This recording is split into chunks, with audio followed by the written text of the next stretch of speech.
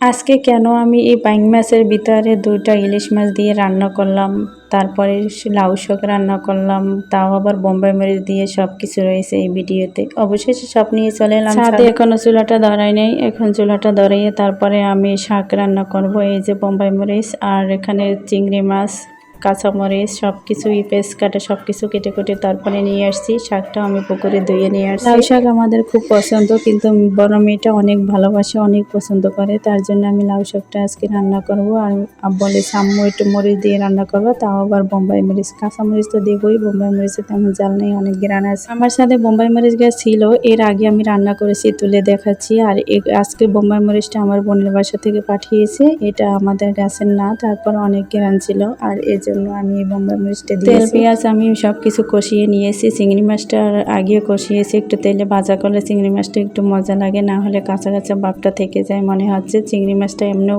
তরকারির চিংড়ি মাছ কেউ খেতে চায় না। আর এখন হলুদ মরিচ লবণ আর সব কিছু দিয়ে যদি আবার এই চিংড়ি মাছটা ভালোভাবে বুনা করে দেই, তাহলে চিংড়ি মাছের ভিতরে মানে সব কিছু ঢুকে যাবে, আর এতে অনেক মজাও হবে। আর পরে বোঝা যায় না যে এটা তেমন একটা কাঁচা আছে। তারপর আমি এখন আলু দিয়ে ভালোভাবে কষিয়ে নেব। আর এখানে আমি ফুল গাছ লাগিয়েছি, তাও ওই টবটা আমি রান্না করার সময় চুলার কাছে নিয়ে নিই, তারপরে একটু সুন্দর দেখায়। আর এখানে আমার আলু কষানো হয়ে গেছে, তার জন্য আমি একটু ডাটাটা ভালোভাবে কষিয়ে নেব। আর এইরকম কষাতে কষাতে হালকা সিদ্ধ হয়ে আসবে, তারপরে আমি পানি দিয়ে দেব। পানি দিয়ে তারপরে অনেকে আছে পানিটা ফুটাইলে উঠলে তারপরে শাকটা দিয়ে দেয়, কিন্তু আমি ঠান্ডা পানিতেই শাকটা দিয়ে দেবো, দেখবা এবার কেমন লাগে। তার এরকম আমি কোনো সময় দেইনি, আজকে দিয়ে দিয়েছি। শাকটা যেহেতু তাজা শাক ছিল, এখন আমি সুন্দরভাবে ঢেকে দেবো। ঢেকে দিয়ে তারপরে অনেকক্ষণ পরে একটু নাড়াচাড়া করে দেবো। শাকে বেশি নাড়াচাড়া করতে হয় না, প্রথমবারে একটু এরকম দিয়ে তারপরে ঢেকে রাখতে হয়।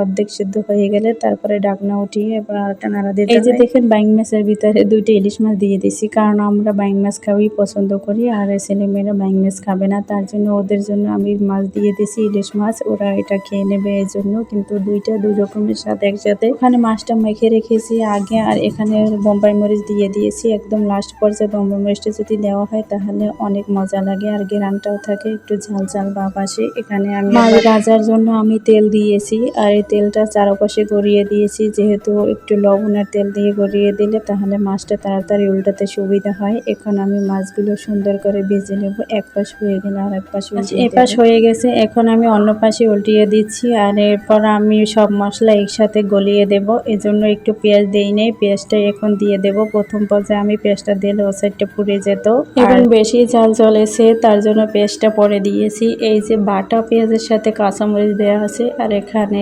শুকনো মরিচের গুঁড়া আর হলুদ গুঁড়ো, তারপরে লবণ, এগুলো আমি দিয়ে তারপরে মেখে নেব পানি দিয়ে। সব সময় অন্যরকমের কষিয়ে একটু রান্না করি, আজকে একটু এভাবে রান্না করে দেখি। অনেকেই বলে এভাবে রান্না করলে খুব টেস্টি হয়, তাই আজকেও আমি একটু ট্রাই করলাম, দেখি আগের যে এগুলোই মজা হয়েছে, যেহেতু আমি খেয়ে দেখেছি।